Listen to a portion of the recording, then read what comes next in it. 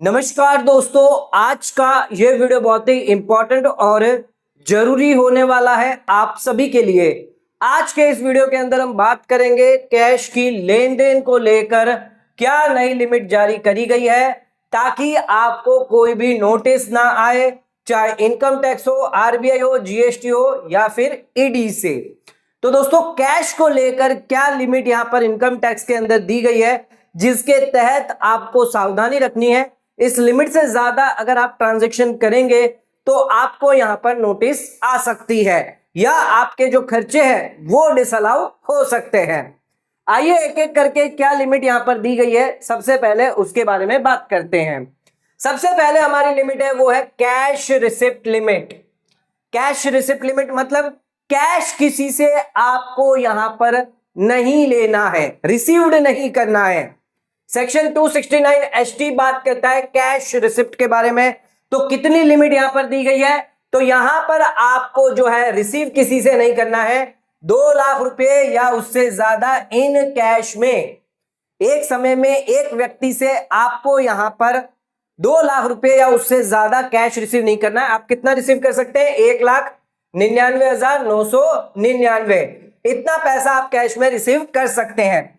अब इसमें 3 कंडीशन दी गई। कंडीशन, सिंगल पर्सन से अगर रिसीव कर रहे हैं इन अ डे, एक व्यक्ति से अगर आप रिसीव करें एक दिन में 2 लाख रुपए या उससे ज्यादा कैश में रिसीव आपको नहीं करना है।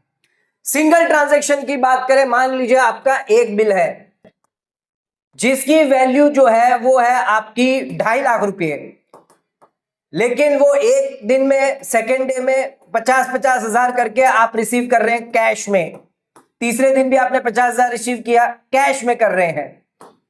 लेकिन सिंगल ट्रांजैक्शन है, एक बिल है, तो उस केस में 2 लाख रुपए से ज्यादा अगर आपने 50-50 हजार टुकड़े करके भी क्यों ना किए तो भी ये आपके 2 लाख से ज्यादा माने जाएंगे। यहां पर आपको जो है 100% पेनल्टी का प्रावधान दिया गया है। ध्यान रखिएगा, पेनल्टी कितनी लगेगी? 100%। एक बंदे से एक दिन में अगर आपने ए से लिए हैं 1.5 लाख रुपए और बी से लिए हैं आपने 2.5 लाख रुपए, तो ध्यान रखिएगा बी से जो 2.5 लाख लिए इस पर आपको पूरे पे पूरे 2.5 लाख पर पेनल्टी लग जाएगी। Transaction relating to one event और ओकेशन, एक इवेंट या ओकेशन पर मैरिज हो रही है और मैरिज में आपके पिताजी ने आपको गिफ्ट कर दिया कैश पैसा 2 लाख रुपए या उससे ज्यादा, तो उस केस में आपको 100% पेनल्टी लग सकती है। तो चाहे एक इवेंट हो या एक ओकेशन क्यों ना हो, सिंगल ट्रांजैक्शन क्यों ना हो, एक बंदे से एक दिन में आप 2 लाख रुपए या उससे ज्यादा कैश रिसीव नहीं कर सकते। करेंगे तो 100% आपको पेनल्टी लग जाएगी। एग्जाम्पल के तौर पर 2.5 लाख रुपए आपने कैश रिसीव किए फॉर सेल ऑफ गुड्स एक कस्टमर से, तो इस केस में आपको पूरे के पूरे 2.5 लाख की यहां पर पेनल्टी लग जाएगी। नेक्स्ट आ जाते हैं अपने सेकंड पॉइंट पे, कैश पेमेंट के बारे में।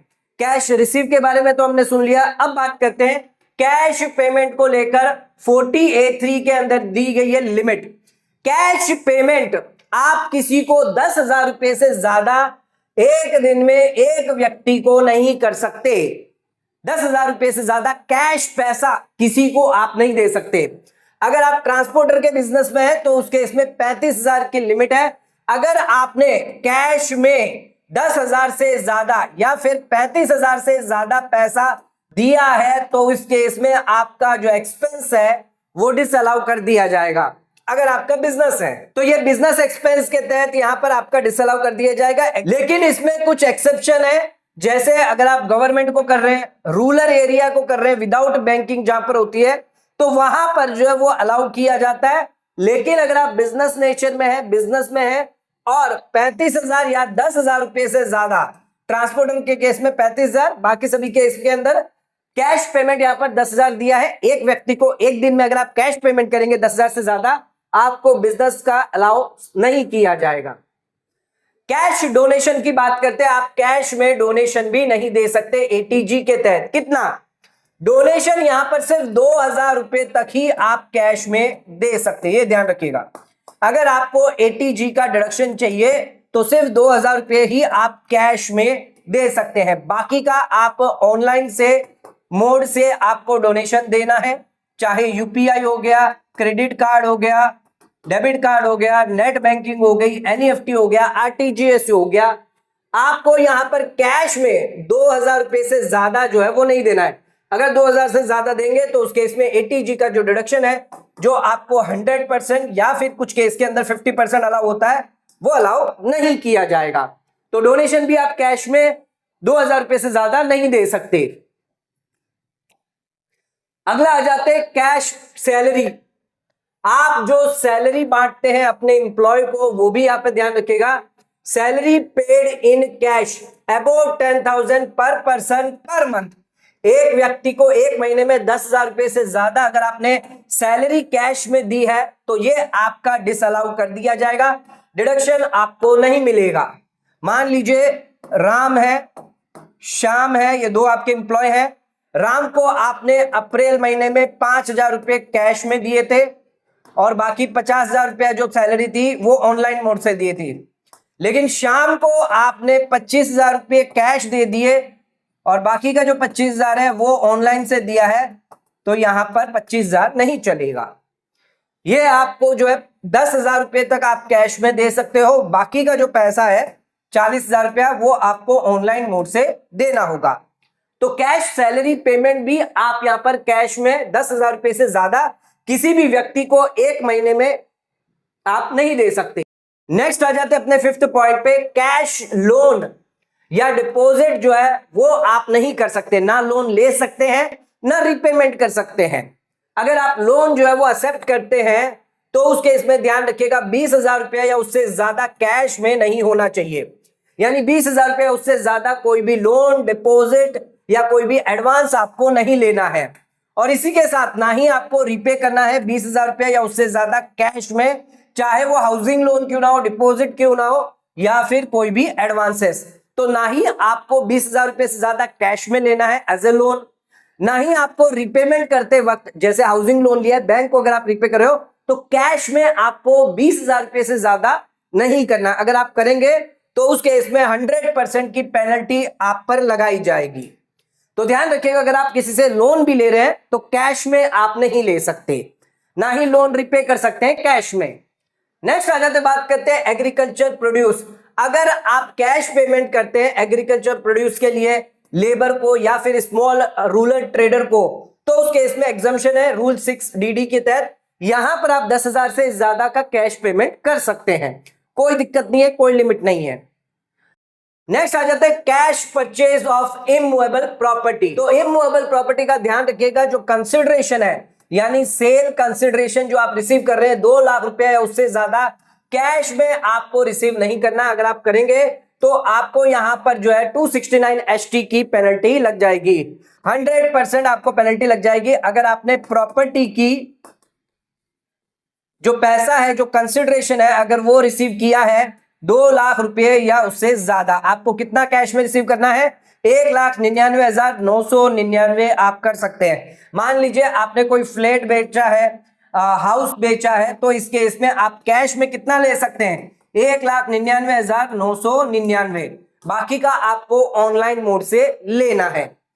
यहां पर जो रजिस्ट्रार है वो भी आपकी रिपोर्टिंग कर सकता है इन ट्रांजैक्शन की, अगर 2 लाख से ज्यादा हुआ।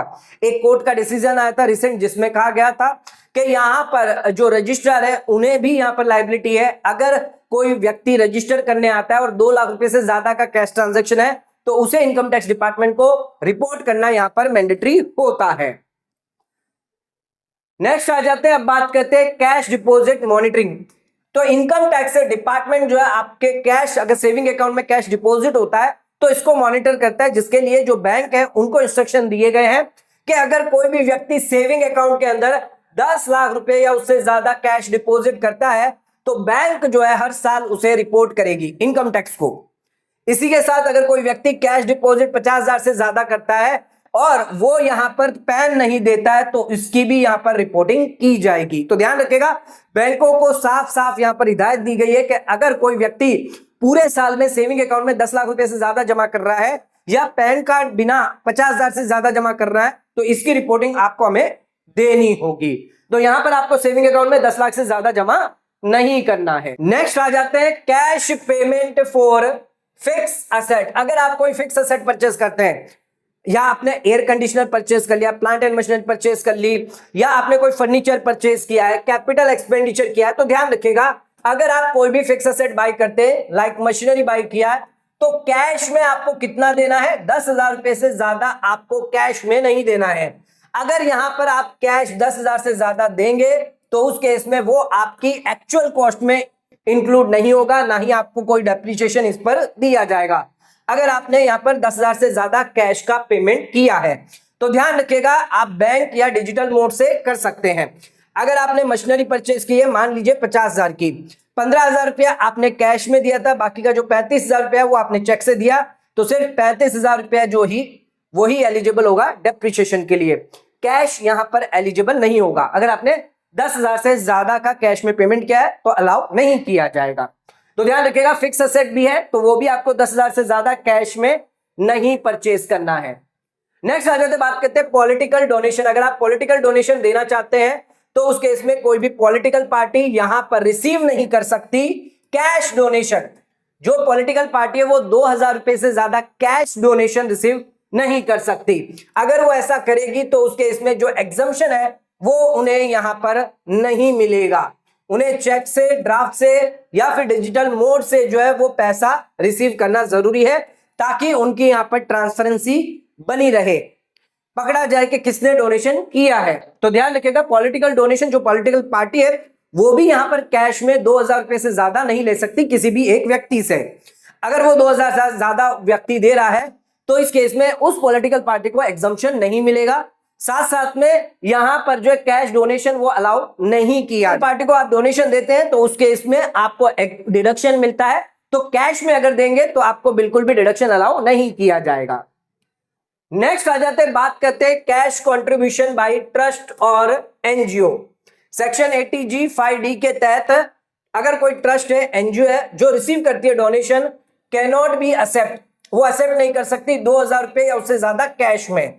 तो जो ट्रस्ट है, एनजीओ है, वो भी यहाँ पर डोनेशन जो है वो 2,000 से ज्यादा जो वो कैश में नहीं ले सकती है। अगर उसने 2,000 से ज्यादा लिया है नॉन कैश से वो ले सकती है, जैसे cheque, bank transfer, digital mode से कर सकते हैं। लेकिन अगर वो 2,000 से ज्यादा कैश में ले रहे हैं तो उस केस में एग्जम्पशन उनको अलाउ नहीं किया जाएगा। तो अगर कोई ट्रस्ट है, एनजीओ है, तो वो भी कैश डोनेशन 2,000 से ज्यादा नहीं रिसीव कर सकते। अगला आ जाता है, इंपॉर्टेंट है, कैश विड्रॉल रिपोर्टिंग। कैश अगर विड्रॉ करते हैं तो उसके इसमें सेक्शन 194N के तहत रिपोर्टिंग की जाती है। ध्यान रखिएगा जो भी विड्रॉ आप कर रहे हैं 20 लाख से ज्यादा आपने किया है एक साल में, यानी आपने कैश विड्रॉ किया है 20 लाख से ज्यादा, तो इस केस में 2% टीडीएस आपका काटा जाएगा अगर आप इनकम टैक्स रिटर्न नहीं फाइल करते हैं। लेकिन अगर आप रेगुलर इनकम टैक्स फाइल करते हैं तो उस केस में 1 करोड़ की लिमिट दी गई है। ध्यान रखिएगा अगर आप रेगुलर आईटीआर फाइल करते हैं तो 1 करोड़ के ऊपर अगर गया तो उस केस में टीडीएस जो रेट है वो 2% काटी जाएगी। लेकिन अगर आप रेगुलर आईटीआर फाइल नहीं करते तो उस केस में 20 लाख के ऊपर आपका 2% और 1 करोड़ के ऊपर आपका 5% का टीडीएस जो है वो रेट लागू हो जाती है। तो ध्यान रखिएगा कैश विड्रॉल रिपोर्टिंग भी यहां पर जो है बैंक, जो कोऑपरेटिव बैंक है वो यहां पर करती है। विड्रॉल रिपोर्टिंग यहां पर की जाती है। तो ध्यान रखिएगा जो बैंक है, अगर आपने कैश विड्रॉ किया है 1 करोड़ से ज्यादा, 20 लाख से ज्यादा, तो उस केस में 2% टीडीएस काटेगा और वो आपके एआईएस में रिफ्लेक्ट होगा।